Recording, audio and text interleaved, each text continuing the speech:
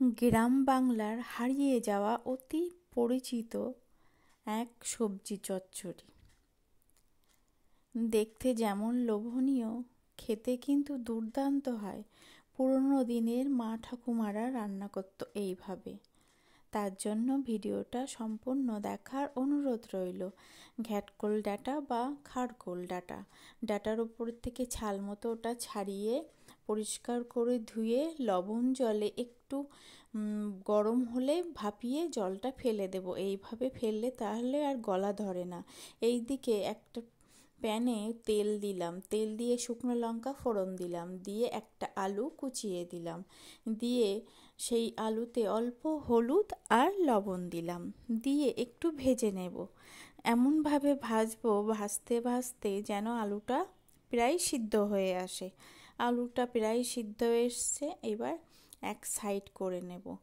নিয়ে 8 থেকে 10 কোয়া রসুন নিলাম, কিছু রসুন কুড়ে দিলাম আর কিছু রসুন গোটা দিলাম, দিয়ে আলুর সাথে ভেজে নেব। আলুটাও ভাজা ভাজা হবে, রসুনটার কাঁচা গন্ধ চলে গিয়ে ভাজা ভাজা হবে।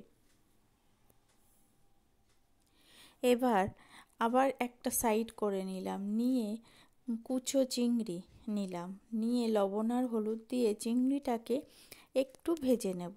ভেজে নিয়ে এবার আলু, রসুন, চিংড়ি একসাথে এটাকে কিছুক্ষণ ভেজে নেব।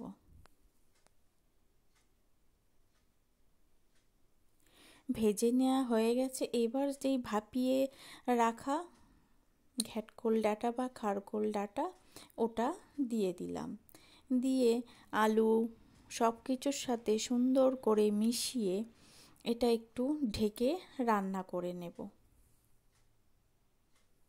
ঢেকে রান্না করলে এই জলটাও কাঁচা যে ডাঁটার যে জলটা অল্প অল্প রস থাকে সেটাও টেনে যাবে এবং ভাজা ভাজা হয়ে যাবে।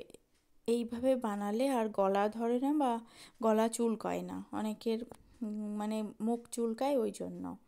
এবার কটা কাঁচা লঙ্কা ফাটিয়ে দিলাম, একটু ঢেকে আবার একটু নাড়িয়ে চাড়িয়ে ভালো করে মিশিয়ে নেব। খুব ঝটপটে রান্নাটা হয়ে যায়। গরম গরম ভাত দিয়ে খেতে কিন্তু দুর্দান্ত লাগে। কে কে পছন্দ করো অবশ্যই কমেন্টে জানিও। আর ভিডিওটা ভালো লাগলে লাইক, শেয়ার, কমেন্ট করে জানিও কেমন হলো। আর সাবস্ক্রাইব করে পাশে থাকার অনুরোধ রইল। এইভাবে আমি ভাজাটা লালচে করে ভেজে নিলাম।